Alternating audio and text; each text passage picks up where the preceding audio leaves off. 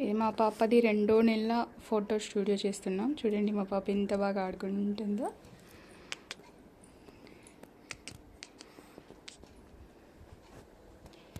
YouTube channel కొత్తగా start చేశాం కాబట్టి ఏదో మాకు వచ్చినంతలో ఇది డెకరేషన్ చేశాము. ఏమైనా మిస్టేక్స్ ఉంటే కామెంట్ చేసి మాకు తెలియజేయండి. ఇంకా ఏమైనా కొత్త డిజైన్స్ ఉంటే కామెంట్ రూపంలో మాకు తెలియజేయండి ఫ్రెండ్స్.